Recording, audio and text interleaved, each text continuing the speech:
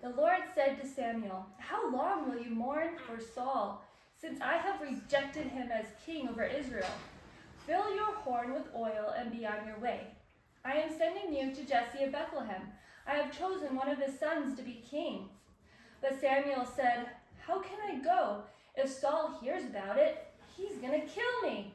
The Lord said, "Take a heifer with you and say, 'I have come to sacrifice to the Lord.' Invite Jesse to the sacrifice, and I will show you what to do. You are to anoint for me the one I indicate." And Samuel did what the Lord said.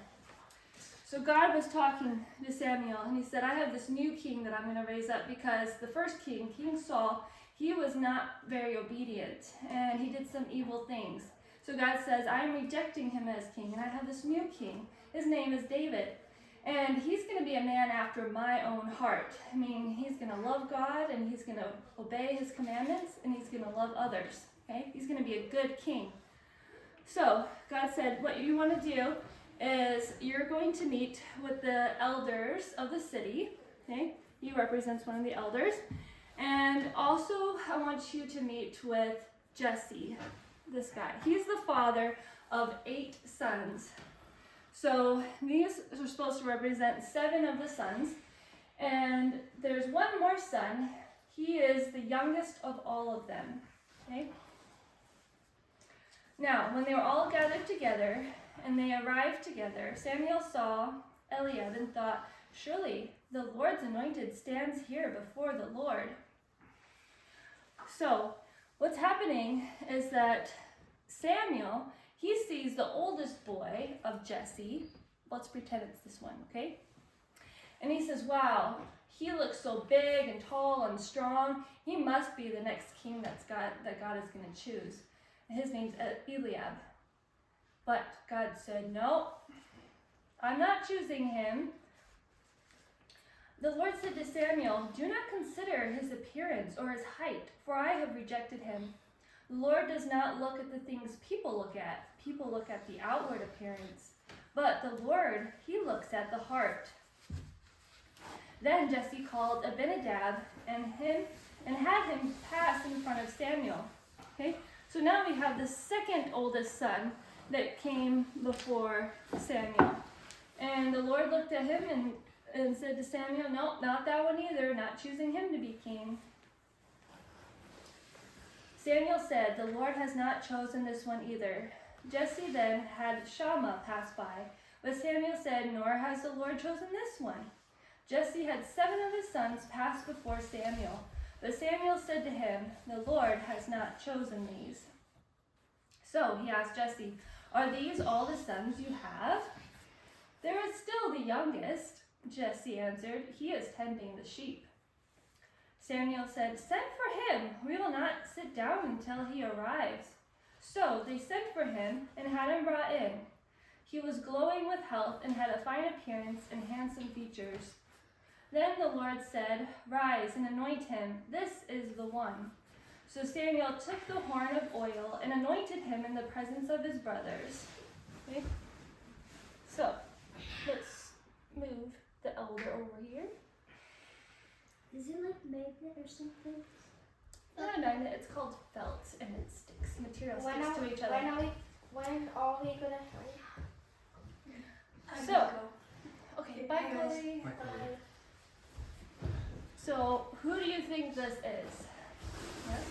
David. That's right. Is that what you're going to say? David. So he's the youngest of the 8 brothers. But God said, "I'm going to choose you. It doesn't matter if you're the youngest or not. You're going to be king one day." Okay? Now, David didn't just become king overnight. It took some years before he actually got to be in that position. But he had some pretty cool things happen in the meantime before God announced to everyone in the nation that he's going to be king. Okay? Now, let's see what happens next. So, Israel, one of the nations that were his enemies, were called the Philistines. Raise your hand if you recognize that name. I've mentioned it before. Yeah? The Philistines. Okay. They gathered their forces for war and assembled at Soko in Judah. They pitched camp together, and then Saul and the Israelites, they assembled and camped in the valley of Elah, and drew up their battle line to meet the Philistines. So we have the Philistines that occupied one hill, and then we have the Israelites that occupied the other hill. Okay? So what we're going to do is, see, these are the Israelite army. Okay? We have to use some of our imagination. We're taking these characters away. Okay? And we're going to have the Philistine army on the other side of the mountain. Okay? So they lined up one side of the mountain to the other side of the mountain, and they're facing each other, and they're about ready to battle. Okay? So the Philistines, they had a champion named Goliath, who was from Gath, and he came out of the Philistine camp. His height was 6 cubits. Do you guys know how much is 6 cubits? That's 9 feet tall. So Goliath was 9 feet tall, and he had a bronze helmet on his head and wore a coat of scale armor of bronze, weighing 5,000 shekels. On his legs he wore bronze greaves, and a bronze javelin was slung around on his back. His spear shaft was like a weaver's rod, and its iron point weighed 600 shekels. Wow. His shield bearer went ahead of him. Now Goliath stood and shouted to the ranks of Israel, "Why do you come out and line up for battle? Am I not a Philistine, and are you not the servants of Saul?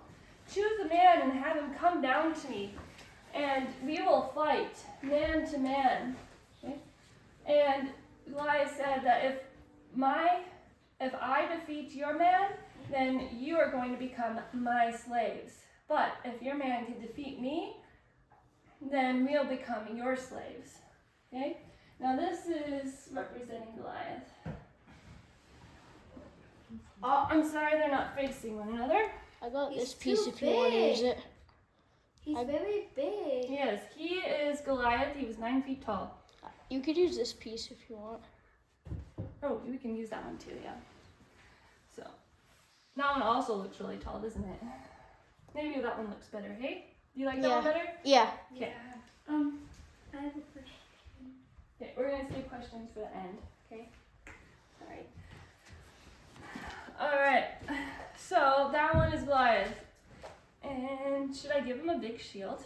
Yeah. Yeah. Maybe on this hand? And then the sword too, right? The sword probably would have been around his waist there. Okay. Alright. So he said, "Choose a man and have him come down to me. If he is able to fight and kill me, we will become your subjects. But if I overcome him and kill him, you will become our subjects and serve us." Then the Philistines said, "This day I defy the armies of Israel." Now, raise your hand if you might know what the word defy means. Okay, well, let's see if you know, okay? So the word defy means to insult someone or to mock them, okay? It's also like an open challenge to them. So Goliath was insulting Israel and their God, and he was also challenging them, okay? He was calling them weak and useless, all right? So Goliath was definitely a bully, and he was challenging Israel and saying, if your God is really all that great, then we'll see if he's going to rescue you. Okay? Now, what do you think? The Israelites were afraid, or were they confident? Probably afraid. They were. They were so afraid, they kept hiding whenever Goliath would come out. Okay? Now, this guy, David, he heard about what was going on, and he was actually back home at the time, but he heard news that his brothers in the army were afraid of Goliath. And he said, I'm going to hire someone to take care of my sheep while I go to see my brothers. So he goes to see his brothers, and he actually brings food to them, okay? So he goes over, and he says, I have food because I know you got to be hungry. I know you're scared, okay? And they're eating, and they start to get upset because they start to understand that David is trying to say, hey, you need to be more brave than this. You need to be able to face Goliath. Remember how big our God is and how he's rescued us from so many enemies before? We don't need to be afraid, okay? So they were that he was trying to be encouraging, but they didn't like that because they were being felt like they were cowards. Okay. Now David, since he was rejected by his brothers, he went before King Saul. So this king was the one that I mentioned before is disobedient to God, but God has not removed him from king quite yet. Okay? So David went up to him and he said, "Hey, I know that this Goliath guy, he keeps defying the armies of God. And I know that I can kill him." And he said, "Let me prove it to you. There were times when I was defending my sheep that there was a lion that grabbed one of them and tried to run off with it. And guess what I did? God gave me the strength to chase after the lion and strike it down and rescue the lamb from its mouth." And the king was like, "Wow, that's pretty impressive." He said, "Well, not only from a lion, but there was one time there was a bear, and the bear came and he took one of my sheep as well and tried to run off with it. And God gave me the strength to run after the bear and to strike it down as well and rescue my sheep." So the king said, "You definitely have a lot of bravery and confidence.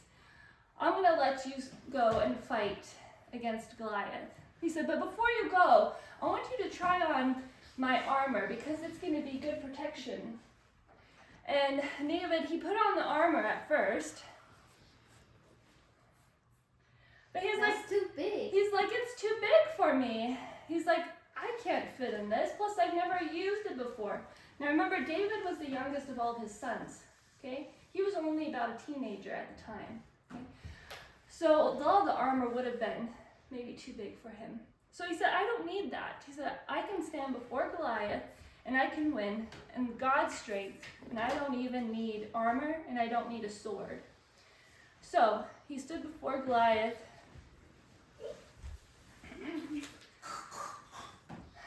Let's see their conversation. Okay. All right. And the Philistine had said to David, meaning the Goliath said to David, "Am I a dog that you come at me with sticks?" And the Philistine cursed David by his gods. "Come here," he said, "and I'll give your flesh to the birds and the wild animals."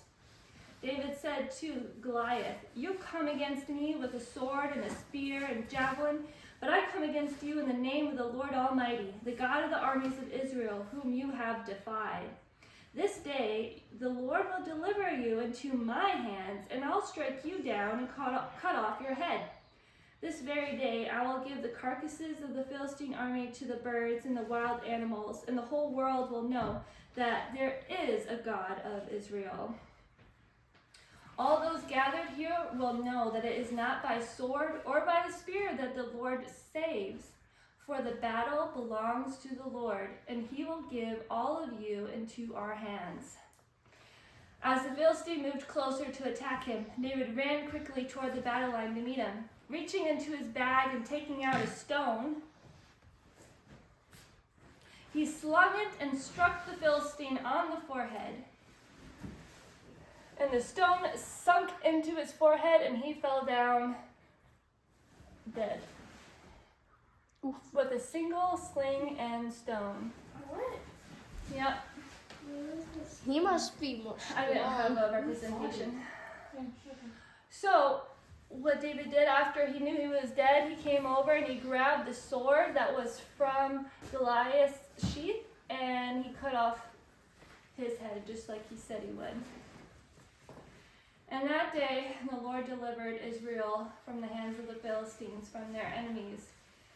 It wasn't all in David's strength. God used David as an instrument to be able to save his people.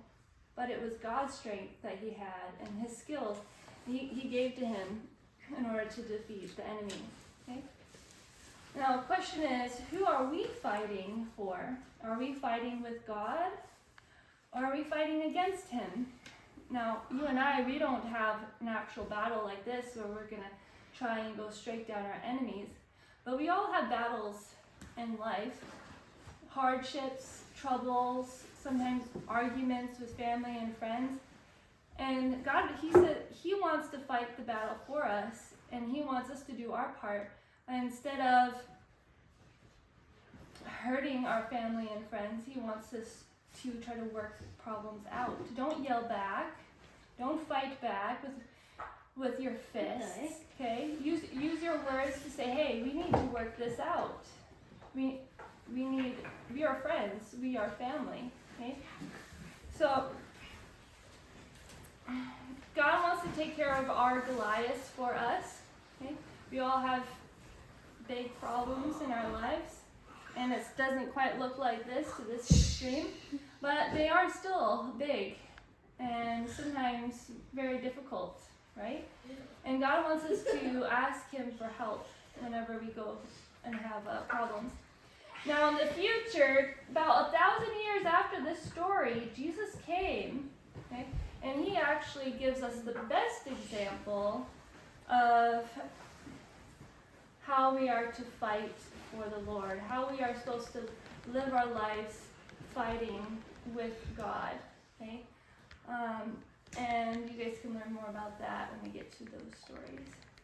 Okay. Now I can answer questions. You can turn it off too. Yep.